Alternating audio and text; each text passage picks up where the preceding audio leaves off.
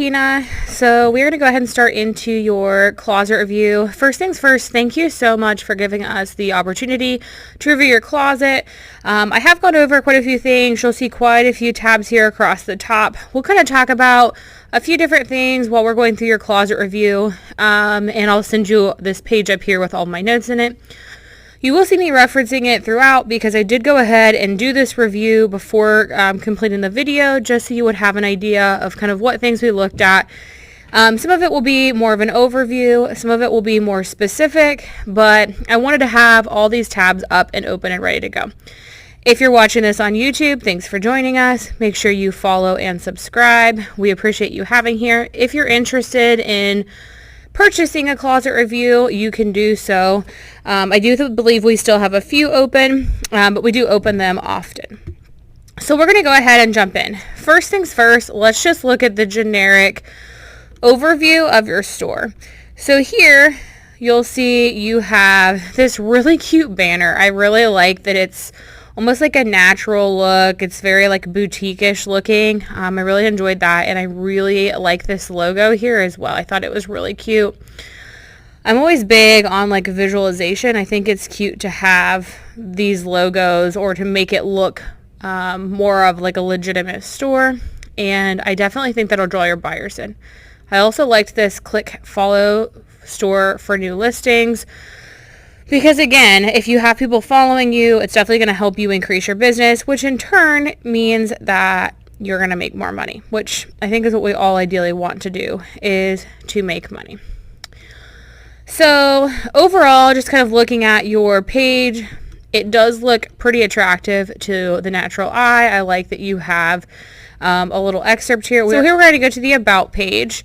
You'll see it say, welcome to my store, click the heart button, or watch the item for exclusive discounts. I ship same or next day. So one thing you'll see on my notes here is that I love that you talk about those exclusive discounts, and I love that you comment about being a fast shipper. I definitely think that that's going to draw people to your store and make them want to continue shopping with you for sure. You could add a couple other things in here, like 100% feedback, or something along the lines of like top rated seller, something along those lines, because you do have some pretty good feedback here as well, which we'll break into a little bit more later. But you could definitely expand on this. Talk about welcome to your store. What is it that you sell? You know, use clothing, pre-owned, pre-loved, conditioned clothing. Give a little bit more of a detail, extend this out a little bit more, but I really like that you talked about exclusive discounts, encouraging them to heart your page or to watch a specific item, and then to ship, that you ship same or next day. That'll definitely make people feel comfortable purchasing with you, and I definitely think it'll help you with sales. Let's look at photos. So overall in photos, if I go back to all of your items here, you can kind of just generically look. I did go ahead and filter this by newly listed. I always feel like it's important to sort by newly listed, just because people change, right? So maybe what you're doing today, you weren't doing a year ago, you weren't doing 6 months ago. So I always like to look at the newest items, because I think that kind of gives us an idea of what you're currently working on. So that's what I chose to do. You can see in general your photos are of pretty good quality. Looks like you can really see what's in them. You'll see in my notes I talk about how I love that it is kind of centered in the frame. I like that you take up a decent amount of the frame, and I also like that you background remove. I don't know what it is about background removing that I think makes your store look more cohesive, but I do really appreciate it. We have ourselves battled back and forth with background removing and not background removing, and no matter how many times we try to stop background removing, I always feel like it's a necessity, and it's something that we always end up going back to. So I do really appreciate these photos. There are a couple things I wanted to talk about with photos, one of which is some of the stock photos. So I did notice on this page here, you have what appears to be some stock photos of the items. Stock photos are a very, I guess, controversial topic. I'm not going to say we don't have any items on Poshmark that have stock photos because we probably do have some older items that do, but I can tell you that eBay does frown upon using stock photos because it's actually a copyright violation, and the companies who took those photos can actually come after you for a copyright.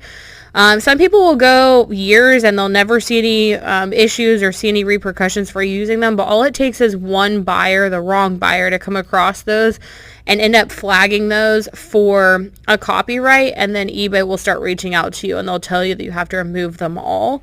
A lot of times they'll just delete your listings and then you'd have to redo all of those again. So I would recommend, if you can, maybe go ahead and change those or remove those stock photos, because again, it is something that eBay does frown upon. But ultimately, this is your store and it is your decision on what you would decide to do. Measurements. I looked at some of the individual items on your store, and I liked that on the individual items you seem to kind of follow a pattern with your photos. Again, you've got a couple stock photos here, but it seems like you follow the front, the back, any side details, tags, and I really enjoyed that you did measurement photos for each one of your items. I think that that's really important, just because it shows the buyers exactly where you're measuring, and it also shows them, you know, the hands down measurements. It's not just something that's typed. You can see this one you probably have marked as like a length of 23. It ends up being just a tad bit longer, so they can actually physically see what you're measuring, where you're measuring, and what that looks like. I also believe that this helps them see that you're not just taking the measurements off of like the website. It'd be easy to go to Madewell and search size small and say, oh, okay, this is the size. But they change, right? So whether they shrink a little bit in the washer, whether they've been stretched out, items do change. So I think it's really important to have all of those measurements in the photos. But again, that's just my personal choice. I put it on here that is my absolute favorite, and I do really appreciate you took the time to do so.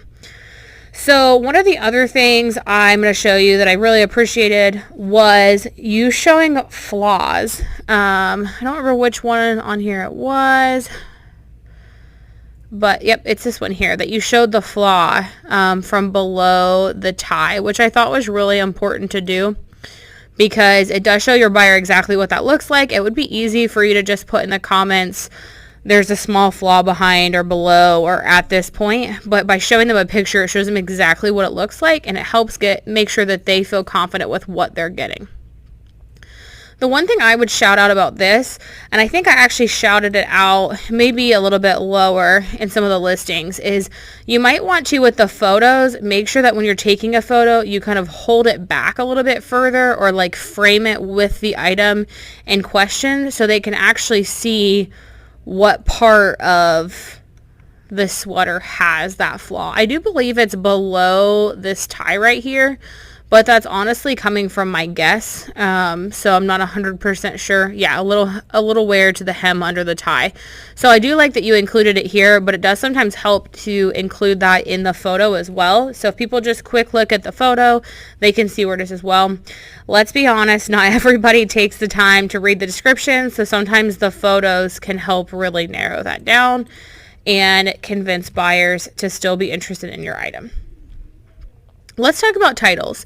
So I'm going to kind of go generically back here for a second. If you look at your titles, you can see that you have kind of a variety. Sometimes you have what's on the shirt and then the brand and then like a style and then the gender. Sometimes you have just the actual name of the item, so the brand, what the item is, the size, the gender, so on and so forth. I'd like to see maybe some more consistency with the titles, just in order. I think that's just like a personal preference though, if we're going to be 100% honest, just because I know I can be kind of picky about them, but I do appreciate that you do kind of have those all open, and that does kind of, I guess, create a habit. So if you would go from like looking at your titles here, it helps me personally, if I know I'm looking for something, to get the idea of what the order of your titles are. So is it brand first? Is it gender first? What does that look like? And that honestly helps me narrow it down a little bit more, which just as a buyer standpoint makes me feel a little bit more confident with what I'm shopping. You'll see I ended up highlighting and copying and pasting your titles over to my document here, and we'll talk about those in just a second.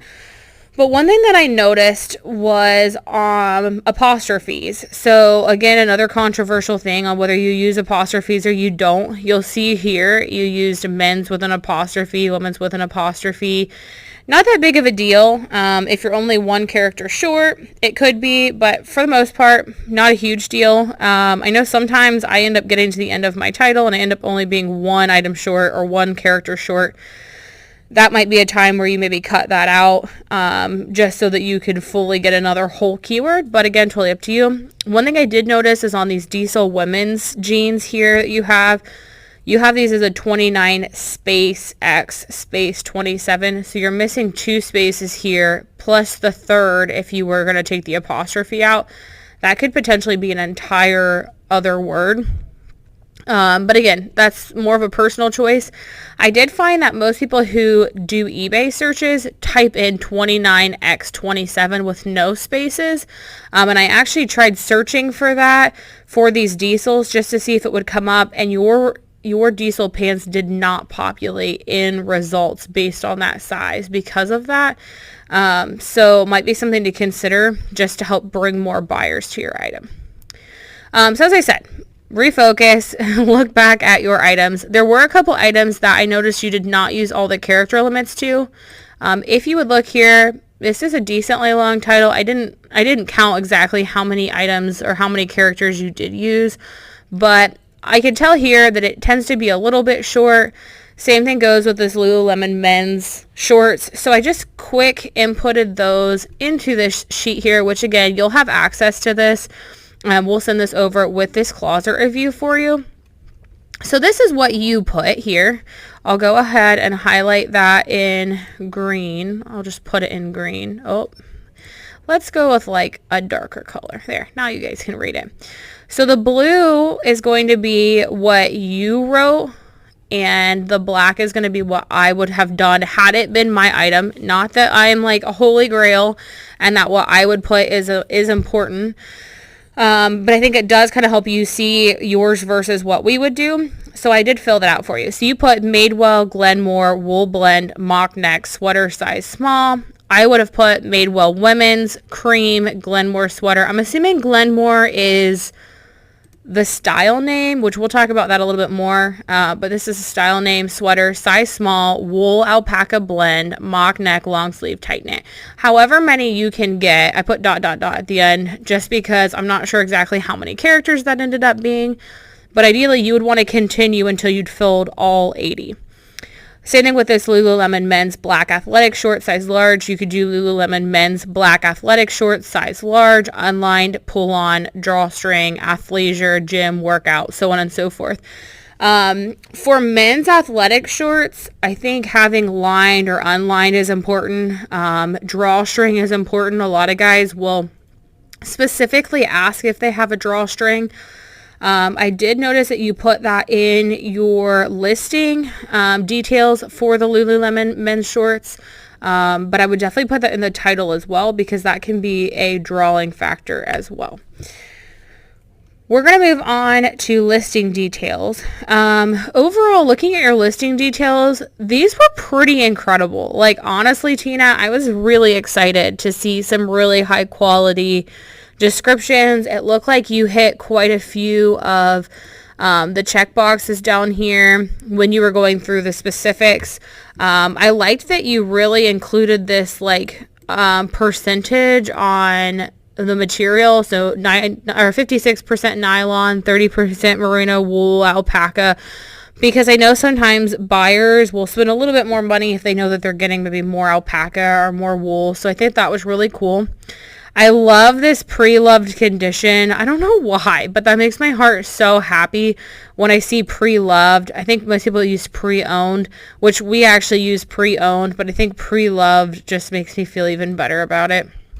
I like that you include no noticeable flaws, that you talk about light pilling.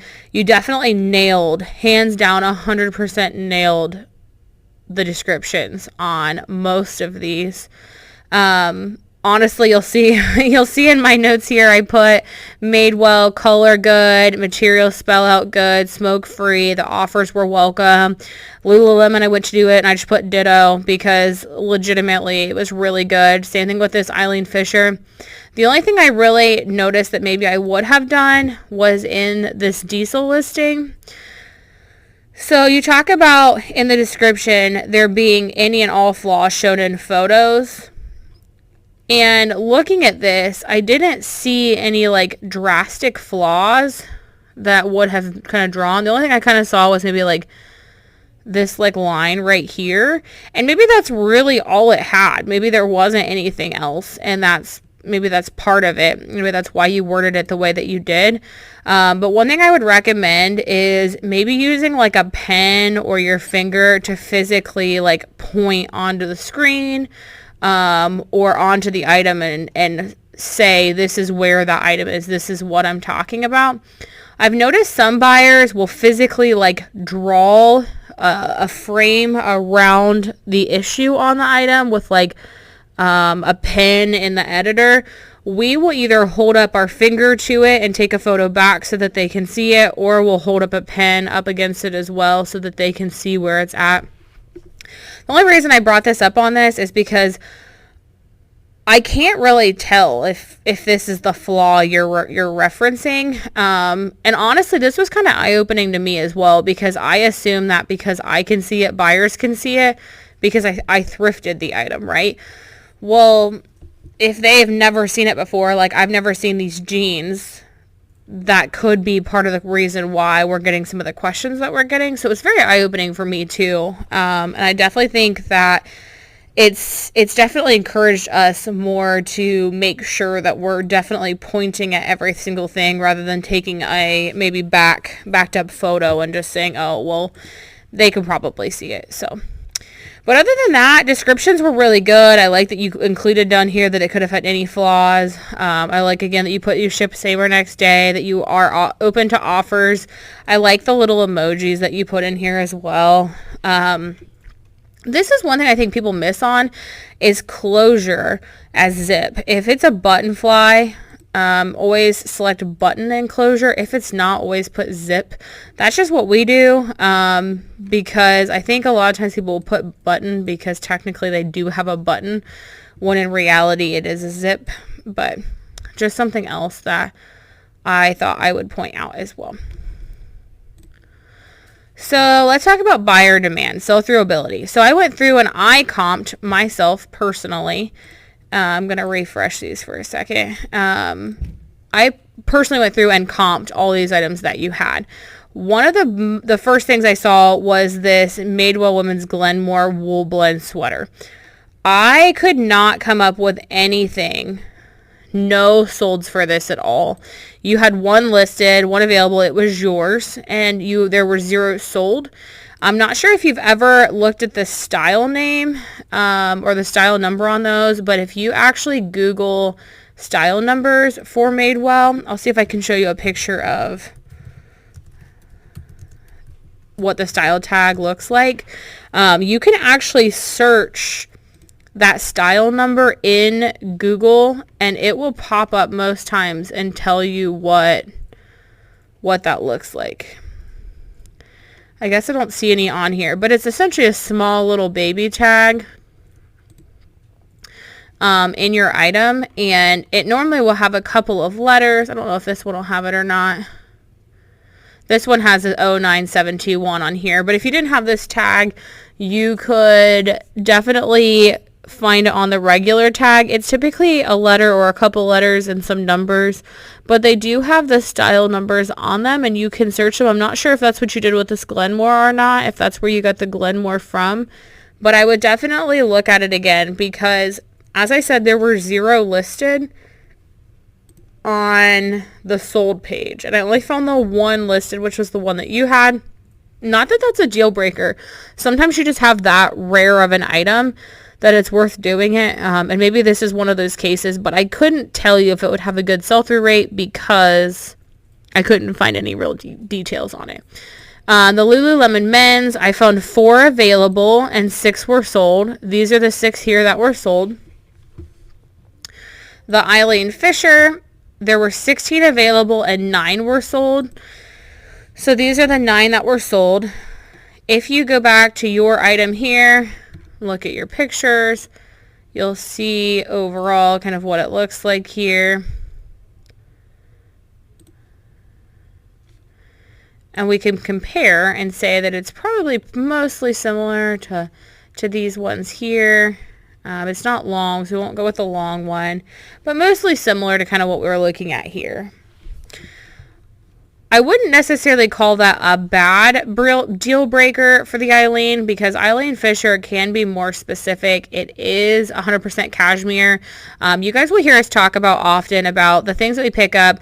We generally have an idea. We obviously look at brands and we try to follow the comps, but there are times where with the size that's available or the material that's available, we will pick something up against the comps. I do, in my honest opinion, believe that this Elaine Fisher will sell pretty quickly for you, but I would recommend maybe narrowing that down a little bit more, shooting for lower on the price limit here just to make sure you're guaranteed to sell it. Like I said, 9 were sold, 16 were available, but honestly, that's not too far off. I think you'll still have a good opportunity with that.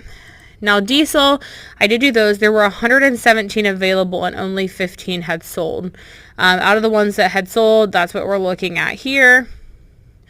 You'll see them across here. There are some that have sold, but out of 115, I honestly, in my opinion, would probably not pick up the Diesel jeans myself, but that is, again, my personal opinion. They are rare in the fact that they are an acid wash. And I definitely think that will add value and kind of draw attention to those. So I wouldn't say you're too far off here from the idea of Diesel jeans and being good. Typically, though, Diesel jeans, men's are the ones that really hit home and hit hard. I'm not sure if you did comp these or if you didn't, but if I were in a store with you, I would probably tell you to leave those ones behind. Let's look at overall percentage. So right now you have 694 items listed. In the last 90 days, you've sold 112 items, which is pretty good. So if you don't know, when you pull up your solds, they only pull up for the last 90 days. So we did pull those. So 112. I ended up dividing 112 by 3 to get how much you sold for the month. So that was 37.3 items per this month or per month over the last 3 months. And obviously that's only for eBay. That does not count your Mercari or your Real you said you had. On average, that's about a 5% sell-through rate. Ideally, you're looking for about 10, but you also have to consider that that's 10 across all of your platforms. So because you have Mercari and because you have the Real and you're using other platforms, you would have to kind of figure that up and then average the amount of sales you had percentage-wise on each one to see where you are. But based on what I can see on eBay, I think you're probably pretty close to meeting that 10% goal, and that's just the average goal for most resellers is 10%. But I would, again, say that you're probably pretty close, and I think that you're definitely picking up some items that are worthwhile.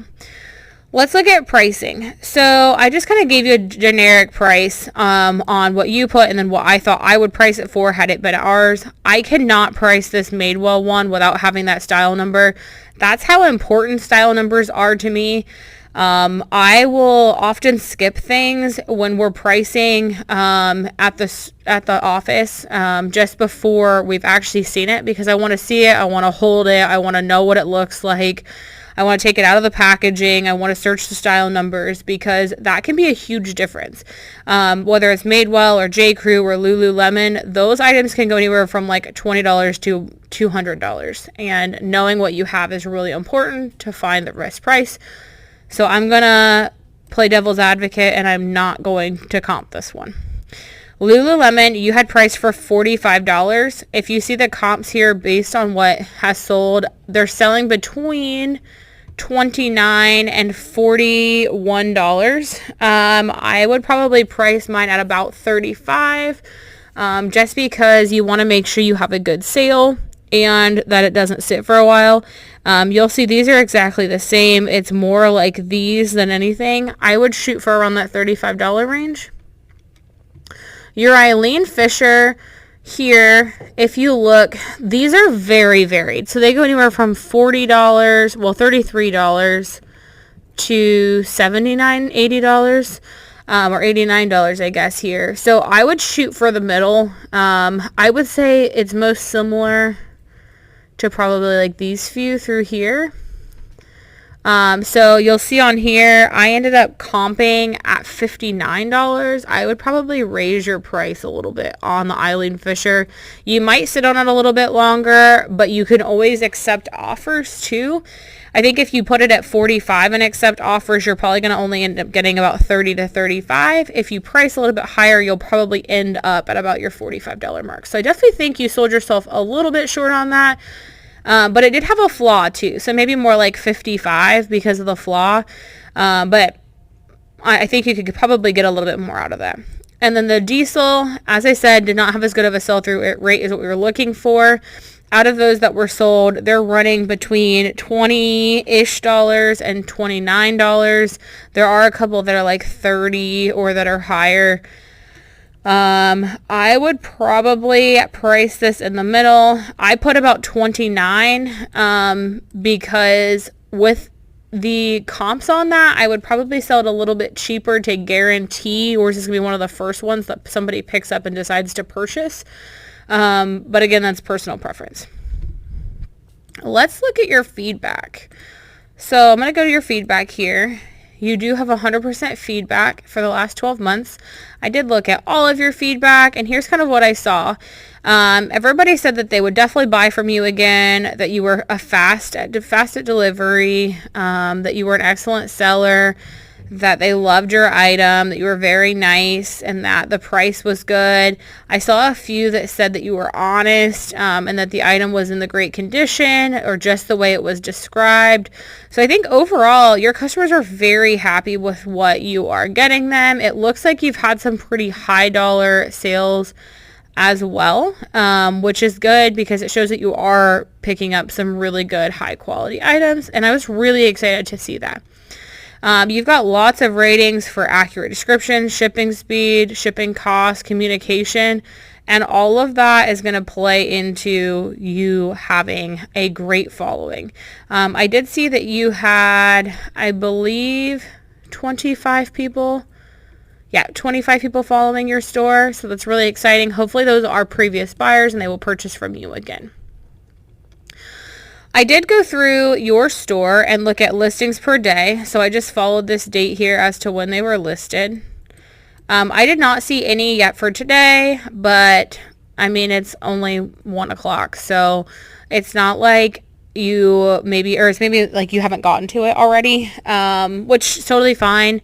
I'm not sure if you schedule your listings or if you do them each day, but either way, we have 0 for today, but I'm not holding that against you because the day is only half over. So otherwise, I see you're getting between 4 and 5 done each day. So shout out for consistency because consistency is huge. I would rather see somebody do it like this than I would have them have 20 yesterday, but then 0, 0, 0, 0, 0. This does show that you are actively listing. Again, I'm not sure if you are scheduling those or if you are just rolling with it, but it does almost look like you're scheduling because I can see them here, 1241, 1241, 1241, 14, 14, 14, 59. You know what I mean? They look like they're all being listed at the exact same time on the exact same day. So it looks like you might be scheduling them or you're setting them live in bulk, either which I think is fine. But I was really excited to see that you were putting in the effort each day to be consistent on listing. That's how you're going to grow your business. So overall, let me give you some takeaways, and I'll just kind of reference those real quick again, and then I will let you be to work on some of these things we talked about. Takeaway, photos look really good. I would remove the stock photos. Again, I know that's a personal preference and that stock photos are kind of controversial, but I think for the safety of your store, I would probably get rid of them just so you know that your account isn't going to be flagged. But again, personal preference. I would maybe create a consistent order for your title. We use typically the brand, gender, style, the item, size, color, keywords.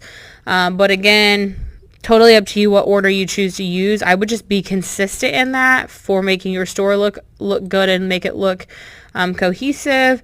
But ultimately, it looks pretty good. I can tell you're using some of the style names as well, or style numbers, to find those style names, which are important. Sourcing, I'd really explore your comps. I'm not sure what your thoughts were on these diesel pants, if it was because they were like a Y2K and they looked older, or what was going on, or if it was the acid wash. But again, ideally, I would not have picked them up. And I'm not sure if that's because you decided to go against the grain, which is totally cool. If it works for you and it sells for you, by all means, go ahead. Or if you were doing it based on factors. Sometimes factors will kind of lead you astray. Like I said, the Eileen Fisher of 15 or 16 to 9, I would probably still have picked this up because it was close enough with the factors. I would not pick up the diesel at 115 items or 117 to 15. But again, sourcing can just be something that you kind of narrow into yourself. You can also look at how you're wording them. So like if you look at this Lululemon, if I were going to comp this, I would have searched Lululemon men's black drawstring pull-on shorts unlined. Are you just searching Lululemon men's black shorts? For diesel, were you searching diesel women's Matic low rise, or were you searching something else? Maybe you narrowed this one down more than what I did, and that's why you decided to pick it up. Ultimately, you want to get as specific as what you can. I did at one point type size 29 by 27 and nothing popped up. But that's why I ended up kind of reverting back to just the name of the brand, the gender, and the style with whatever low rise, high rise that it was. But you can choose to be more specific or less specific. Just know that can change your comps as well. I always recommend being as specific as what you can, just in case. Your feedback overall is phenomenal. That's the takeaway from that. You obviously are doing something right because your customers absolutely love you. They're shopping with you multiple times. I would say you probably see quite a few return customers. They might find some things as a follower that they see pop up in your store. They have notifications on. They get really excited that you have something new, and they know that they can trust you. So I would say, based on your feedback, you have some people really following you. I would also recommend, again, searching for the style names. So like this Madewell here, making sure that this Glenmore is indeed what this is called. And if it is, great. Maybe it's an older style or a newer style that eBay just doesn't have a whole lot on yet. But use those style numbers or style names too to search for comps. That's very important too. Sometimes I choose to leave them out. So if you search the Glenmore, there might be nothing under that. But you might search just like a mock neck wool alpaca sweater, and you might come across the Glenmore, and it might be the entire page of Glenmores that nobody's calling a Glenmore, and you might want to decide to leave that off. That's why I would say always check both. If you use a style name and you can't find anything on eBay, search it as just a like mock neck wool alpaca sweater and see if you come across the options. And then consistency.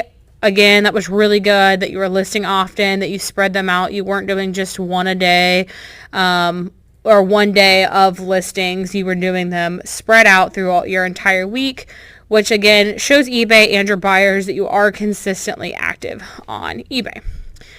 as far as takeaways, that's what I had for you today. I hope you really enjoyed the closet review and you have a couple of things to plan on going back and working on, or looking through at least. If you're watching this for YouTube, I hope that this kind of gave you a couple ideas of things that you can look for in your own closet, things that you can review in your own closet to make it better, or to help yourself grow. But as always, thank you for watching the video. Shout out to Tina for letting us review her amazingly thrifty closet. And we hope to see you guys on the next one. See you guys next time.